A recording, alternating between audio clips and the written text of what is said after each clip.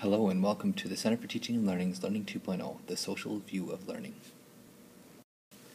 What is Learning 2.0? Learning 2.0 is a new approach to learning, one characterized by a demand-pull rather than a supply-push mode of building up an inventory of knowledge in students' head. Web 2.0 is creating a new kind of participatory medium that is ideal for supporting multiple modes of learning.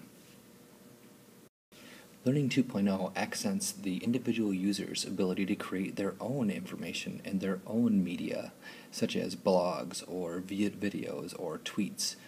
It allows each person to contribute to the wealth of knowledge on the internet.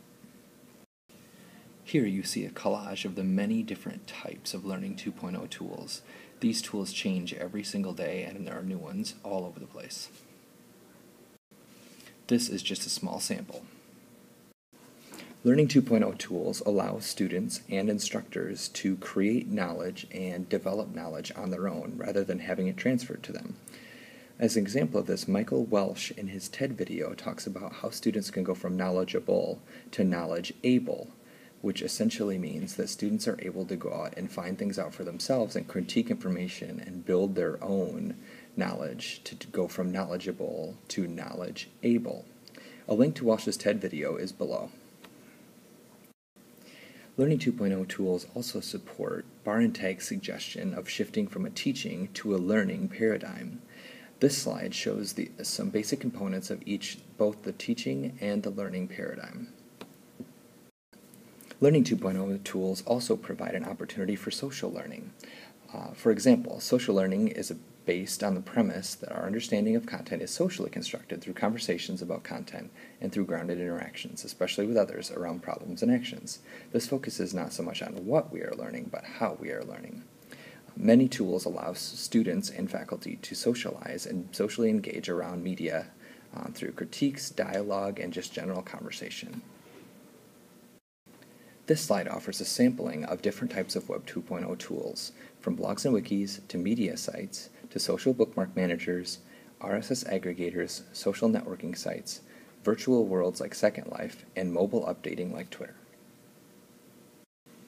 Here are a list of things that are important to remember about Learning 2.0, including its ability to allow you to organize information, compile information, share it, provide quick access to experts in fields and different types, provide guidance to students, create collaborative learning environments, enhance informal learning environments, expand the boundaries of the classroom, create stronger ties with students by building class communities, immediately share feelings about products and information, and create opportunity for aesthetic experiences.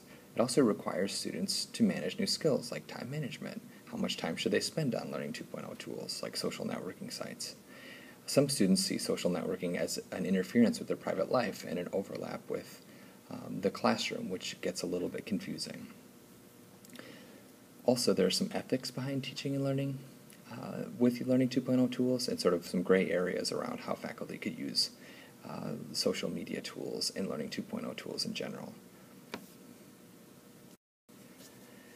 This slide articulates the evolution to what has been Web 2.0 toward what is becoming Web 3.0.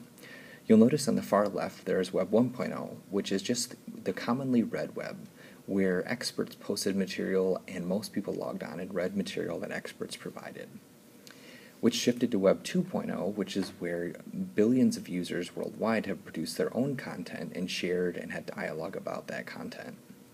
Web 3.0 articulates the shift to a portable personal web, where each individual can post and interact and have dialogue with the internet with them all the time in a personal format, such as on cell phones and or PDAs / tablets. As you can imagine, a portable Web 3.0 reality has some drawbacks. Ellie Pariser discusses how the internet has now started to adapt information to each user, anticipating filtering information that is assumed to be most used to each person.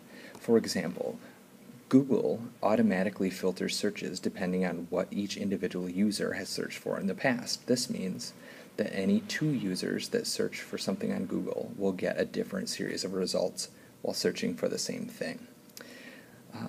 Pariser's full TED video is available at the link below. The reality of filter bubbles forces us as educators to encourage students to critically think about the materials they're getting and to know that they need to dig deeper than the initial search cues that they get on Google and other search engines, because companies are beginning to make decisions for them that they may or may not be aware of.